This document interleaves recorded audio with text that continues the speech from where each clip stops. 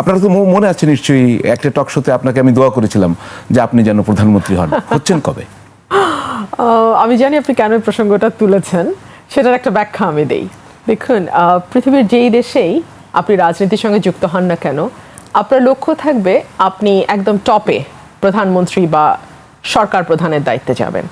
বাংলাদেশ খুব বিরল দেশগুলোর একটা, যেখানে বিশেষ পরিবারে জন্ম না নিলে প্রধানমন্ত্রী হওয়ার স্বপ্ন দেখাটা অপরাধ, ব্লাসফেমির মতোই অপরাধ। সো এরকম একটি দেশে দুর্ভাগ্যজনকভাবে আমরা যারা রাজনীতিতে জড়িয়ে যাই, আমাদের স্বপ্ন খুব বেশি হলে মন্ত্রিত্ব পর্যন্ত, কিন্তু মন্ত্রিত্বের ব্যাপারে কারো কারো রিজার্ভেশন থাকতেই পারে। সবাই যে প্রধানমন্ত্রীর গাড়ির পেছনে দৌড়ানোর মানসিকতা থাকবে তেমন তো নাও হতে পারে, তাই না? কিংবা ধরুন প্রধানমন্ত্রী যখন তার আসনে বসবেন সংসদে, হাঁটু গেড়ে পায়ের সামনে বসে ফিস ফিস করে প্রধানমন্ত্রীর নেক নজর পাওয়ার জন্য কাকতি মিনতি করবে এই মন্ত্রীরা, এরকম মন্ত্রী হওয়ার ইচ্ছা কারো কারো নাও থাকতে পারে, তাই না? সো আমি তাদের জন্য বলেছিলাম যে এই অভ্যুত্থান আমাদের অনেক কিছু শিখিয়েছে। তার মধ্যে একটা হলো যে আপনি যেই অবস্থা থেকেই আসেন না কেন, যেই পরিস্থিতি থেকেই আপনি আসেন না কেন, আপনার যদি মেধা থাকে, যোগ্যতা থাকে, দক্ষতা থাকে, জনপ্রিয়তা থাকে, মানুষ আপনাকে ভালোবাসে, আপনার যদি সেই রাজনৈতিক প্রজ্ঞা থাকে, তাহলে সর্বোচ্চ স্বপ্ন দেখতে বাধা কেন? ধরুন আজকে এই যে আমরা প্রশ্নটি করছি এবং এটা নিয়ে আলোচনা করছি, এটাই ইন্ডিকেট করে যে এই দেশটার মধ্যে এটা খুব স্বাভাবিক বিষয় নয়। কেন নয়? বিকজ আমরা ধরেই নিয়েছি, এবং এটা আমাদের মজ্জাগত। দেখুন, সেই মোগল আমলের মতো রাজার ছেলে রাজা হবে, রাজার পরিবারের বাইরে আসলে কেউ শাসক মানে রাষ্ট্র পরিচালনার দায়িত্বে যেতে পারবে না। সেই জায়গাটা থেকেই তো এই প্রশ্নটা, তাই না? না হলে একজন রাজনৈতিক কর্মী, সে যেই দলেরই কর্মী হোক, তার তো এই সর্বোচ্চ স্বপ্ন থাকারই কথা, এবং সে হতেও পারে। সেটা আপনি যদি ওয়েস্টার্ন ডেমোক্রেসির দিকে তাকান, এটা কি অমুকের ছেলেই প্রধানমন্ত্রী হবেন এরকম উদ্ভট গণতান্ত্রিক দেশ তো আসলে পৃথিবীতে নাই। আপনি কি স্বপ্ন দেখেন প্রধানমন্ত্রী হওয়ার? আমি মনে করি স্বপ্ন দেখার অধিকার প্রত্যেকের আছে। আপনার সেই যোগ্যতাও আছে? সেটা মানুষ বিচার করবে। কার যোগ্যতা আছে কার না, এটা তো মানুষ বিচার করবে। স্বপ্ন দেখতে তো বাধা নেই। আমি মনে করি কারোরই বাধা নেই। এবং যারা রাজনীতি করে, আচ্ছা, যারা রাজনীতি করে তাদের কাছে, আমার কাছে মনে হয় যে তাদের হাতে অপশন খুব বেশি নাই। এক হচ্ছে আপনি স্টিয়ারিংয়ে গিয়ে আপনি যেরকম বাংলাদেশ তৈরি করতে চান, স্বপ্ন দেখেন, সেটা বাস্তবায়নের জন্য কাজ করা। আর আরেকটা হচ্ছে পাবলিক ইন্টেলেকচুয়াল হয়ে কি হওয়া উচিত, কি হওয়া উচিত না, সেটা নিয়ে আলাপ দেয়া, বয়ান তৈরি করা। সো আমার কাছে মনে হয় রাজনৈতিক কর্মী, প্রতিটা কর্মীরই এই স্বপ্ন থাকা উচিত যে আমি আমার স্বপ্ন বাস্তবায়ন করব। জি। তো আপাতত তো এই মেয়াদে আপনি প্রধানমন্ত্রী হতে পারছেন না, কিন্তু রাষ্ট্রপতি পদে তো দাঁড়াতে পারতেন, সেটা কেন দাঁড়ালেন না? দেখুন, আমরা 70 অনুচ্ছেদ নিয়ে যাই বলি না কেন, আমাদের মাননীয় চিফ হুইপ মহোদয় বলে দিয়েছেন দলের বাইরে ভোট দিলে কিন্তু খবর আছে। সো এই রাষ্ট্রপতি নির্বাচনটাও তো একটা অনর্থক কালক্ষেপণের বাইরে কিছু নয়। জি, হ্যাঁ, কারণ যিনি বিরোধী দল থেকে দাঁড়াচ্ছেন তিনিও জানেন যে তার হাতে আসলে 77টার বেশি ভোট নাই, আর মহিলা কতগুলো ভোট ধরলে 80টা 82টা ভোট হয়তো তিনি পাবেন। আর যিনি সরকার দলের তরফ থেকে দাঁড়াচ্ছেন তিনি জানেন যে বাকি 230টা ভোট তার। সো তাহলে তো আসলে এখানে নির্বাচন হওয়াটারই বা কি আছে, আর ভোটাভুটিরই বা কি আছে? আপনি ওই একই অনুষ্ঠানে বেশ কিছু কথা বলেছেন যে 5ই আগস্টের আগে টপ লেভেল থেকে ফোন আসতো। এই টপ লেভেল বোঝাতে কি বোঝেন? আপনাকে কি করতে বলতো? মিটিং অ্যাটেন্ড করার জন্য। ধরেন আমাকে গাইবান্ধায় পাঠানো হচ্ছে, আমাকে কিশোরগঞ্জে পাঠানো হচ্ছে, আমাকে কুমিল্লায় পাঠানো হচ্ছে। কারণ কি, তখন বিএনপির নেতাকর্মীরা থাকে ডোবার নিচে, ওরা তো উপরে ভাসে না, ভাসলেই পুলিশ ধরবে। সো আমি গেলে কিছুটা ক্রাউড ইজি হয় অ্যারেঞ্জ করা, যাচ্ছে ঠিক আছে আপাকে আমরা টিভিতে দেখি। সো ওই ক্রাউডটা তৈরি হয়, যেটা আলহামদুলিল্লাহ মানুষের ভালোবাসা না হলে তো আসলে রাজনীতি করে লাভ নাই। সো ভালোবাসাটা থাকে, মানুষের ছিল ভালোবাসা। সো সেই ক্রাউডটা যাতে থাকে, সেই কারণেই মহাসচিব বেশ কয়েকবার ফোন করে বিভিন্ন জায়গায় প্রোগ্রাম করার রিকোয়েস্ট করেছেন। সো এটা আমি মনে করি এটা কোনো অন্যায় না, এবং এটা হওয়াই উচিত। কেউ যদি দলে থেকে মনে করে যে সে মিটিংটাতে গেলে ভালো হবে মিটিংটা, ওয়াই নট, অফকোর্স। আপনি বলছিলেন যে সিঙ্গাপুর, মালয়েশিয়া, আমেরিকান, লন্ডনের নাম্বার, সেটা কি?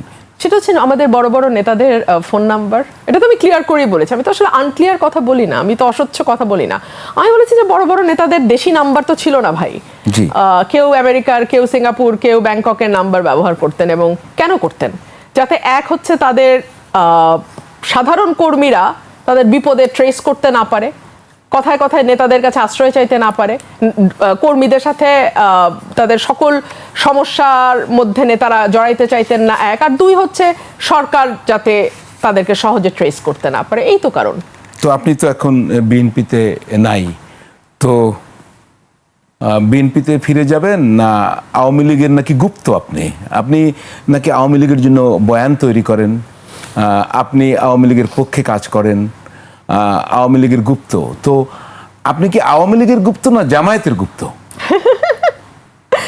গুপ্ত এমন একটা বিষয় যেটা আমার ক্যারেক্টারিস্টিক্সের সাথে যাই না। আমি অতি প্রকাশ্য বলেই আমার সাথে হয়তো অনেক সময় অ্যাডজাস্টমেন্ট প্রবলেম হয়ে যায়। আমার আগের সংগঠনের সাথে যেটা হয়েছে, ধরুন তারা চাঁদাবাজি করছে, তার চাঁদাবাজি ইলেকশনের আগে, ওটা নিয়ে আমি কথা বলেছি, দলের সাথে আমার দূরত্ব তৈরি হয়েছে। আমি নানান অপকর্ম যেগুলো হচ্ছিল দলে সেগুলো নিয়ে সোচ্চার হয়েছি। অফকোর্স 5ই অগস্টের পর এগুলো সারফেসড হয়েছে, তখন আমার সাথে একটা দূরত্ব তৈরি হয়েছে। আমি এত কথা না বললে আমার এই দূরত্ব তো হতো না। সো আমার কাছে মনে হয় গুপ্ত থাকার জন্য যে প্রতিভা দরকার সেটা আমার নাই। তো এত কথা বলার দরকার কি আপনার? এইটা বরং ভালো কথা। এত কথা বলার আসলে দরকার কি? আমার ধারণা বিষয়টা আমার জিনের মধ্যেই আছে। আমার বাবাও চুপ থাকতে পারতেন না, উনি চুপ থাকলে হয়তো 144 ধারা ভাঙাও হতো না, বাংলা ভাষা রাষ্ট্রভাষাও হতো না, এবং তখন দমন করতে পারলে 69-এর গণ অভ্যুত্থান কিংবা 71-এর মুক্তিযুদ্ধ সেই পটভূমিটাও তৈরি হইতো না। তো এই যে চুপ করতে না পারা তো আমাদের হেরিডিটারি, এটা আমাদের ব্লাডে। কিন্তু আমি যদি বলি যে আপনি যদি বিএনপি থেকে বহিষ্কৃত না হতেন, বিএনপি থেকে মনোনয়ন পেতেন, আপনি যদি বিএনপি থেকে সংসদ সদস্য হতেন, অবভিয়াসলি আমি মনে করি হতেন, আপনি হয়তো বা মন্ত্রী প্রতিমন্ত্রীও হয়ে যেতেন বিএনপির, আপনি কি এই কথাগুলো বিএনপির বিরুদ্ধে তখন বলতেন? এই সরকারের বিরুদ্ধে আপনি কি কি বলেন আমরা সেটা পরে দেখব। আপনি কি বলতেন একদম আপনি বুকে হাত দিয়ে বলেন? হ্যাঁ, বুকে হাতে, শোনেন, বুকে হাত দিয়ে মানুষ মিথ্যা বলে, আমি ওই লাইনেই যাব না। আমি আইনজীবী, আমি যুক্তি দেখাই আপনাকে। নমিনেশন পাওয়া না পাওয়ার তো একটা বিষয় আছে দলে, আছে তো, এবং যেহেতু আওয়ামী লীগ মাঠে নাই, সুতরাং এইবার বিএনপি ক্ষমতায় আসছে, এটা শতভাগ মোটামুটি স্বীকৃত। হ্যাঁ বলেন কি, নাকি আপনি একমত না? না, একমত না হলে আমি আলাপে যাব না। না, আমি তো আপনার সাথে একমত বা দ্বিমত কোনোটাই না, আমি তো আপনার কথা শুনতে চাই এবং দর্শকও তাই। আপনি যখন আমাকে প্রশ্ন করছেন তাহলে তো আমার যদি এই স্টেপগুলোর সাথে আপনি একমত না হন তাহলে তো আমি আমার কনক্লুশনের দিকে যেতে পারবো না। আপনারটা আমি একমত হলাম, তারপরে বলেন। হ্যাঁ, তারপরে এক হচ্ছে নমিনেশন পাওয়া না পাওয়ার একটা ব্যাপার আছে, দুই হচ্ছে বিএনপি ক্ষমতায় যাচ্ছে, এটা মোটামুটি স্বীকৃত। জি। তিন হচ্ছে আপনি আপনার প্রশ্নে বললেন যে মন্ত্রী-ফন্ত্রীও হয়ে যেতে পারতাম, তা তো হতে আপনি বললেন। আচ্ছা, আপনার এই 3 নম্বরটা আমি জানি না, কিন্তু প্রথম দুইটা তো সর্বজন স্বীকৃত। জি। তাহলে আমি চাঁদাবাজি নিয়ে তো ভোকাল হইলাম কেন? আমি কি জানি না যে এটা আমার নমিনেশনে এফেক্ট করবে?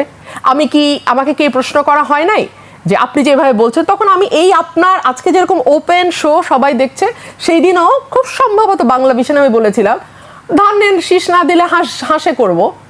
আমি জানি খুব বেশি হলে কি হবে, নমিনেশন দেবে না, এই তো। না, সেটা কি আপনার নমিনেশন অনিশ্চিত হওয়ার পরে কি আপনি ভোকাল হয়েছেন? না না না না না, আপনি এখন ভোকাল হয়েছেন, আগে কি ছিলেন? ভাই রে, তাহলে তো আপনার সাথে এই আলাপ তো হয় না, কারণ আগে কি ছিল না, কারণ আপনি যদি আমার ওই ডকুমেন্টস গুলো আপনার কাছে না থাকে, যেগুলো পিনাকি ফিনাকির মতো লোক 1000বার ব্যবহার করছে, সেগুলো যদি আপনার কাছে না থাকে তাহলে তো আপনার সাথে এই আর্গুমেন্টটা আপনি বুঝবেন না। না, বুঝবো, বলেন। বললাম তো যে এটা তো আমি আজকে না, এটা তো সেই 2024 সালের ডিসেম্বর থেকে আমি শুরু করছি বলা, যখন থেকে এগুলো এভাবে সারফেসড হয়েছে। তো 2024-এর ডিসেম্বরে তো আমার জানার কথা না ইলেকশন কবে। 2024 সালে তো অন্তত এইটুকু জানতাম যে একটা নমিনেশনের ব্যাপার থাকবে সামনে, যে আপনি গুপ্ত আওয়ামী লীগ কিনা, কিংবা আপনি আওয়ামী লীগকে ফিরায় আনতেছেন কিনা, কিংবা অনেকে বলে আপনার বয়ানের কারণে আওয়ামী লীগ ফিরবে। তখন আমি তার প্রশ্নের জবাবে বলছিলাম যে আমি তো তাহলে লাইফ সেভিং মেশিনের মতো, যখন বিএনপি আইসিইউতে যায় আমি তাকে বাঁচাই, যখন আওয়ামী লীগ আইসিইউতে যায় আমি তাকে বাঁচাই। ব্যাপারটা আসলে আওয়ামী লীগ বা বিএনপি না, আমি আমার সাদা চোখে যা দেখি আমি সেটাই বলি। এখন মুশকিল হচ্ছে আমরা এত ধান্দাবাজির সমাজে বাস করি, এত মিথ্যার সমাজে বাস করি, এত ফেক সমাজে বাস করি, এত তেলবাজের সমাজে বাস করি, এবং এত অল্পতে আমরা আমাদের আত্মা বিক্রি করি।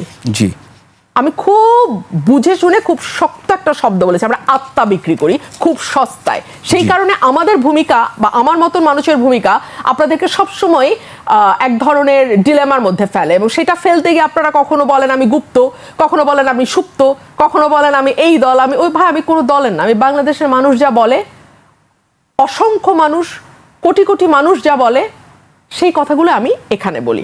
পার্থক্য হচ্ছে ওনাদের আওয়াজটা আপনাদের পর্যন্ত যায় না, আর ওনাদের আওয়াজটা ওখান থেকে এনে আমি এখানে বলি। বিএনপির সময়ও আমি তাই বলছি, আওয়ামী লীগের সময় আমি তাই বলতাম, ইন্টারিমের সময় আমি তাই বলেছি।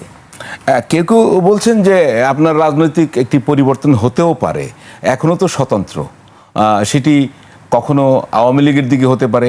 আমি আবারও প্রশ্ন করি, গুপ্ত জামাত কেন হলেন না? মানে যদি গুপ্ত হনই তো সেটা কেন না?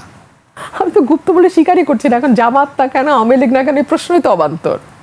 এই কমন সেন্স বলে, common sense is most uncommon, আপনি জানেন, মানে common sense is most uncommon. সুতরাং আমি মনে করি এটা ওয়াইজ সেন্স।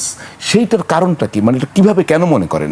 আরেকটা জিনিস বলি, এই আপনার 5 তারিখে যে উনি ওখানে প্রেস কনফারেন্সে ভার্চুয়ালি যুক্ত হলেন, তারপর থেকে একটা টানা পোড়েনও হচ্ছে। এখনই কি মনে করেন আপনার কমন সেন্স কি তাই বলে? দেখুন, আমি এটুকু বুঝি যে কয়েকটি কারণে ওনার ফেরাটা ওনার জন্য অবশ্যম্ভাবী। এর প্রথম কারণ, আমি মোটামুটি 3টা কারণ বলি সবসময়। এক হচ্ছে যে এই দেশের পেছনে ওনার পারিবারিক হিস্ট্রি আছে, ওনার দলের হিস্ট্রি আছে, এবং সবচেয়ে বড় কথা, ওনার পুরো পরিবারকে এক রাতে শেষ করে দেওয়া হয়েছে, এবং সেটা রাজনীতির কারণেই। আজকে যদি উনি ফিরে না আসেন, ওনার দলের কোনো অস্তিত্ব থাকবে না, ওনার ফ্যামিলির যে ত্যাগ সেটাও প্রায় মুছে যাবে। 2 হচ্ছে ওনার বয়স, ওনার বয়স 80-র কাছাকাছি। ওনার স্বাভাবিক মৃত্যু যে কোনো দিন হতে পারে। দেশের বাইরে যদি ওনার মৃত্যু হয়, তাহলে যেটা হবে, that will be the last nail in the coffin. এরপর আর কিছু থাকবে না, এবং ওনার শেষ যেই চিত্রটা অঙ্কিত থাকবে সবার মধ্যে, সেটা হচ্ছে যে ওনার একটা স্বৈর শাসকের ভাবমূর্তি, যিনি পালিয়ে গিয়েছিলেন তার নেতাকর্মীদেরকে ফেলে দিয়ে। আচ্ছা, এটা একেবারেই, মানে আপনি ভাই শুনেন, এখন ক্যামেরার সামনে তো অনেকে আপনারা অনেক কথা বলেন না, কিন্তু ক্যামেরার উল্টা পাশেই কিন্তু এই কথাগুলো আপনারাও সবাই স্বীকার করবেন, সবাই। আপনি আমি বলে না, এটা সবাই, আমি যতজনের সাথে আলোচনা করেছি সবাই বলছে অ্যাবসলিউটলি তাই। সো এটা যে কেবল আমার সেন্স বলছে তা না।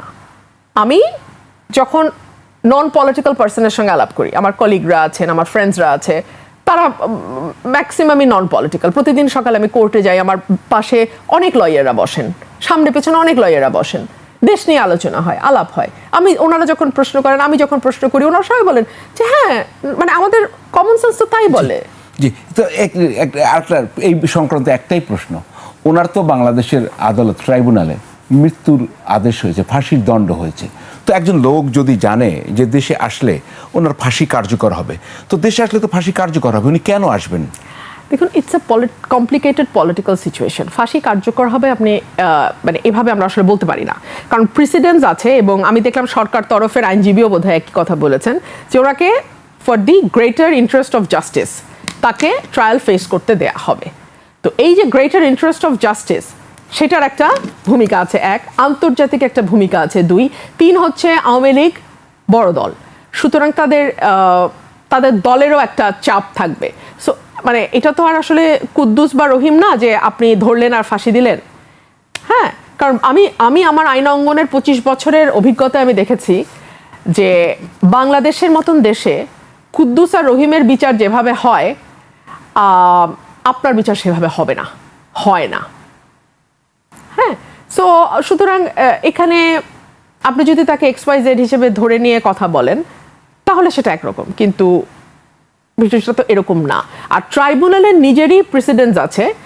জামাতের একজন নেতা সম্ভবত 5 আগস্টের পরে ওনার কিন্তু ফাঁসি হয়ে গেছিল, পরে আবার তিনি অ্যাপিলের সুযোগ পাচ্ছেন, এবং খালাসও এখন পার্লামেন্টেও উনি আসেন। সো এই প্রেসিডেন্স কিন্তু অলরেডি ক্রিয়েট হয়ে গেছে। সো একটা প্রেসিডেন্ট নজির যখন ক্রিয়েট হয়ে যায়, অটোমেটিক্যালি পরের মামলাগুলো সেই কোর্স অফ অ্যাকশনই ফলো করে।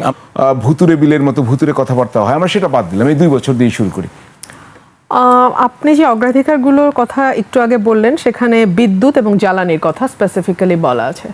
আপনার মনে থাকবে যে 2001 থেকে 2006 বাংলাদেশে ভয়াবহ রকম একটা লোডশেডিংয়ের সমস্যা ছিল, বিদ্যুতের সমস্যা ছিল, এবং এখন যিনি প্রধানমন্ত্রী, উনি তখন প্রধানমন্ত্রী পুত্র ছিলেন, এবং তিনি তখন বলেছিলেন যে পৃথিবীর কোনো দেশে সন্ধ্যায় মার্কেটে বিদ্যুৎ থাকবে, আবার বাড়িতেও বিদ্যুৎ থাকবে, এটা পৃথিবীর কোথাও নাকি হয় না, এটা হওয়া সম্ভব না। তো তারপরে এমন অবস্থা তৈরি হলো যে এই সরকার থেকেই মানুষ একসময় খাম্বা সরকার ডাকা শুরু করলো।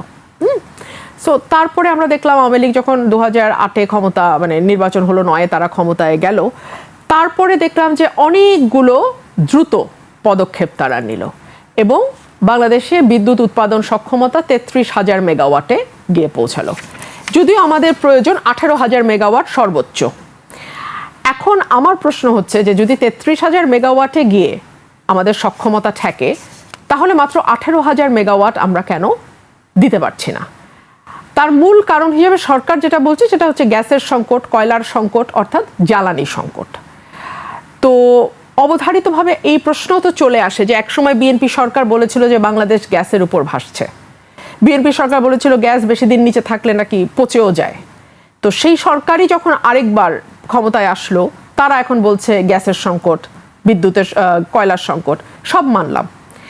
সমস্যা শুরু হলো 21শে জুলাই থেকে, যখন একটা ভাসমান এলএনজি টার্মিনাল কার্যকারিতা হারালো বা নষ্ট হলো। সেই নষ্টটা ঠিক করতে একটা সরকারের 1 মাস কি করে লাগে? মানে যেইটা আমি আমার বাড়ির রান্নার চুলার গ্যাসের কথা বলছি না ভাই, আমি 21শে টেলিভিশনের 18 মিনিট, লাস্ট 18 মিনিটে আপনারা যে আপডেট করছেন আমি কয়েকটা খবর বলি। নরসিংদীতে 90% কারখানা বন্ধ, গ্যাসের সংকট। গ্যাস সংকটে থেমে গেছে দেশের শিল্প কারখানাগুলো। এখানে চট্টগ্রামে গ্যাস সংকটে বহু কারখানা, চট্টগ্রামে গ্যাস সংকটে বন্ধ হয়ে গেছে বহু কারখানা। গ্যাস না মিললে রপ্তানি এবং কর্মসংস্থানে বড় ধাক্কার আশঙ্কা। গ্যাস নাই, নারায়ণগঞ্জের শত শত কারখানা অচল। আমি আপনাদের লাস্ট 18 মিনিটের আপডেট, এই কয়টা নিউজ আপনাকে পড়ে শোনালাম আপনাদের ফেসবুক পেজ থেকে। সো এই হলো বর্তমানে বাংলাদেশের অবস্থা। আমি জানি না যে একটা টার্মিনাল ঠিক করতে 1 মাসের বেশি সময় কেন লাগছে, কারণ আমাদের আবার সমস্যা কি হচ্ছে, 18 বছরের একটা অভ্যস্তা বাংলাদেশের মানুষের তৈরি হয়ে গেছে যে তারা হ্যাঁ বিল বেশি দিছে, কিন্তু কারেন্ট নাই ঘন্টার পর ঘন্টা, এটা আবার তারা দেখে নাই, এই অবস্থা তারা পড়ে নাই।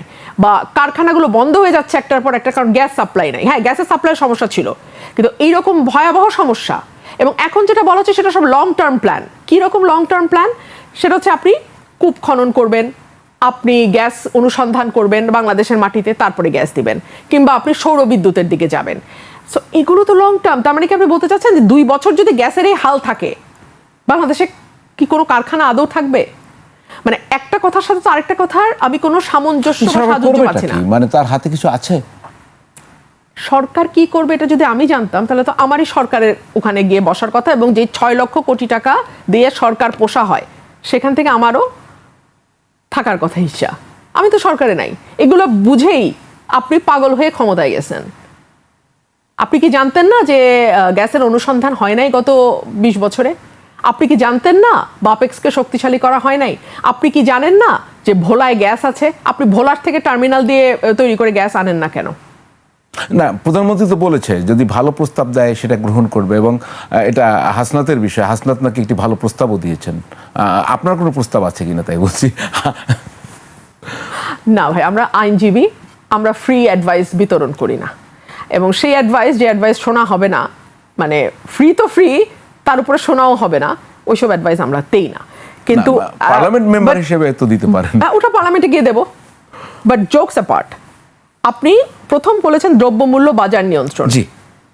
কাঁচামরিচ 400 টাকা কেজি, সবজি 100 টাকার নিচে কোনো সবজি নাই। কাঁচামরিচ দাম কত হয়েছে? 300 হয়েছে, 250 হয়েছে। সবজি 100 টাকার নিচে নাই।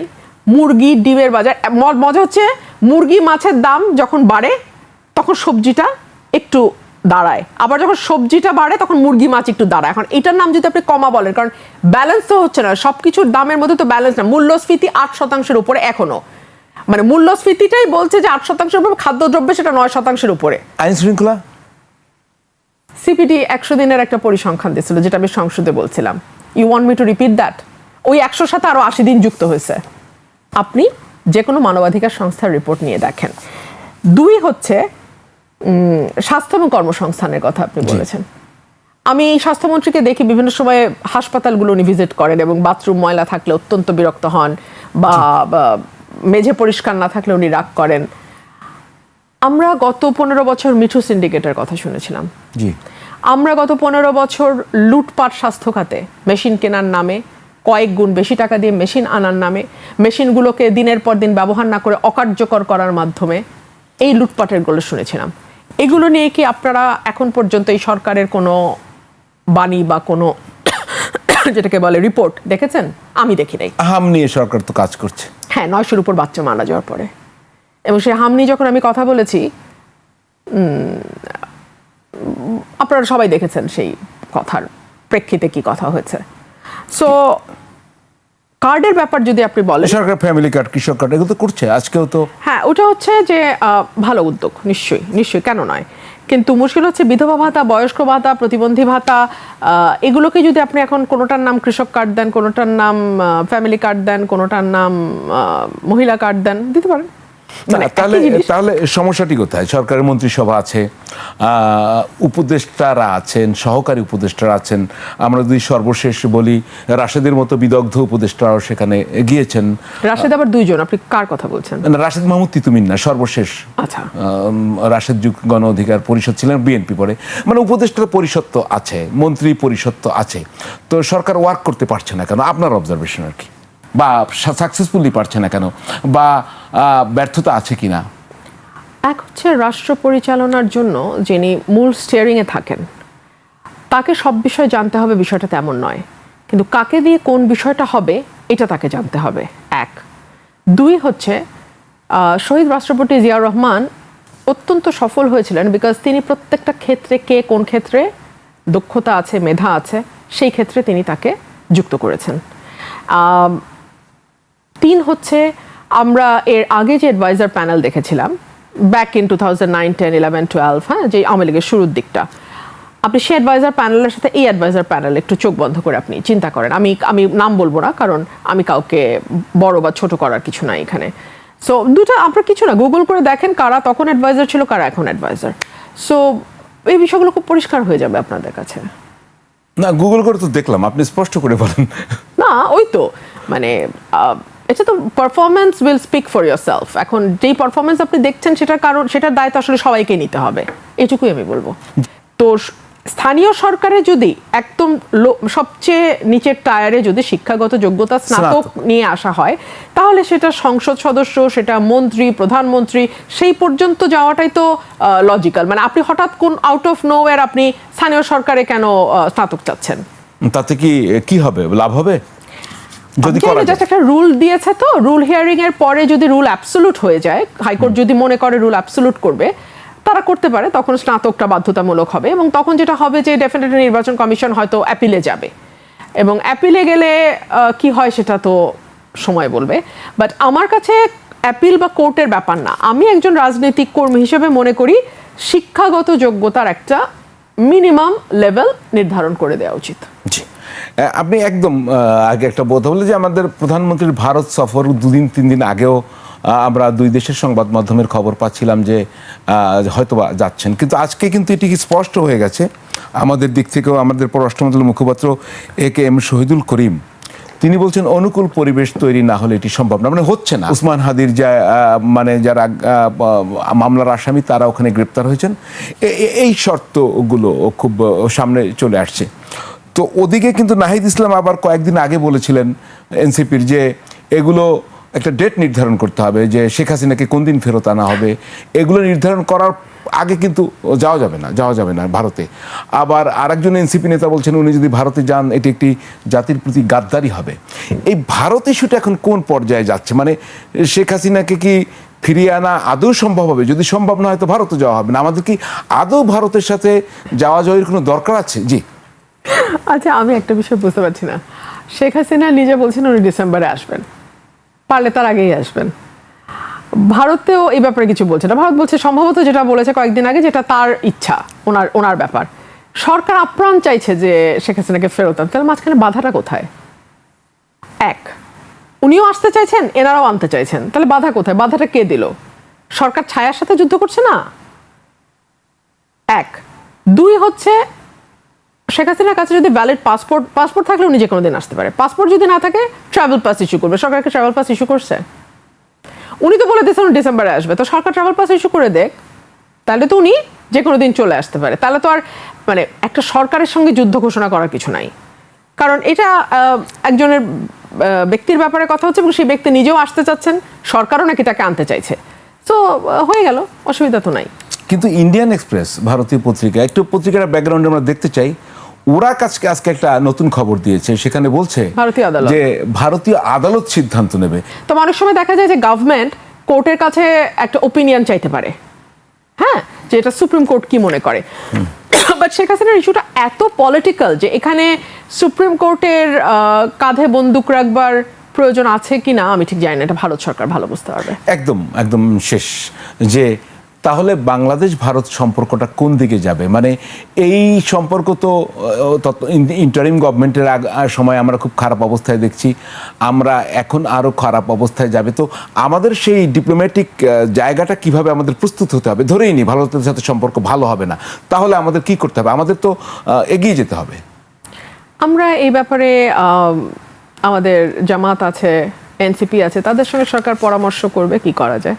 আমাদের কথা বলার তো আর কোনো পরামর্শ আমি চাইতে পারি। এমপি হিসেবে তো আমার মানে বক্তব্য দেওয়ার জন্য আমি সময় পাই না, পরামর্শ আর দিব, পরামর্শ দিতে তো লম্বা সময় লাগে, তাই না? জি, আমি তো 2 লাইনের বক্তব্য দেওয়ারই টাইম পাই না। মানে কোথায়? সংসদে। তাহলে কি আওয়ামী লীগের আমলে পেতেন? না, পেতাম না, কিন্তু লড়াই টড়াই করে অন্তত স্পিকার কখনো বলতেন না যে চিফ হুইপের কাছে যান বা অমুকের, ওনার হাতে যেটুকু আছে উনি ওইটুকু দেওয়ার চেষ্টা করতেন। এখন তো আমি না, এখন ধরেন এখনকার পার্লামেন্টে আপনি এই পর্যন্ত যেটুকু সময় পেয়েছেন, তো আওয়ামী লীগের সময় পার্লামেন্টে কি কম্পারেটিভলি কখন আপনি বেশি সময় পেতেন, এখন না আগে? এটা মাত্র 6 মাস হয়েছে, আমি আরও কিছুদিন গেলে আমি বুঝতে পারবো, তবে মোটামুটি একই। তবে আমার মনে হয় আরও 6টা মাস যাক, আমার কাছে আরো ক্লিয়ার হবে। না, আপনার কাছে আমার কেন জানি মনে হয় আপনি কিন্তু বলেন প্রায়, আমি একদম শেষ পর্যায়ে গিয়েও শেষ করতে পারলাম না, আপনি এই সরকারের সাথে আগের সরকারের কোনো পার্থক্য দেখতে পাচ্ছেন নাকি? শুনতে পারবো সেটা? পার্থক্য পাচ্ছি না তো, আমি আপনাকে এখানেই বলছি কোনো পার্থক্য নাই তো। আপনি পার্থক্য পাবেন কেন? সেইটা ছিল সেন্টার লেফট টু ফার লেফটের একটা পার্লামেন্ট, এটা হচ্ছে সেন্টার রাইট টু ফার রাইটের একটা পার্লামেন্ট। ওখানেও বিরোধী দল ছিল ঘরে পোষা, এখানেও বিরোধী দল এখন পর্যন্ত ঘরে পোষা। কিন্তু তখন ওখানে যে বিরোধী দল ছিল তাদের এই লক্ষ্য ছিল না যে তারা একসময় 70 থেকে 170-এ যাবে, কিন্তু এই বিরোধী দলের লক্ষ্য হচ্ছে 70 থেকে 170, এবং যতদিন পর্যন্ত সেই ফেভারেবল কন্ডিশন না হচ্ছে ততদিন পর্যন্ত সরকারকে বড়ভাবে ডিস্টার্ব না করা, সিম্পল।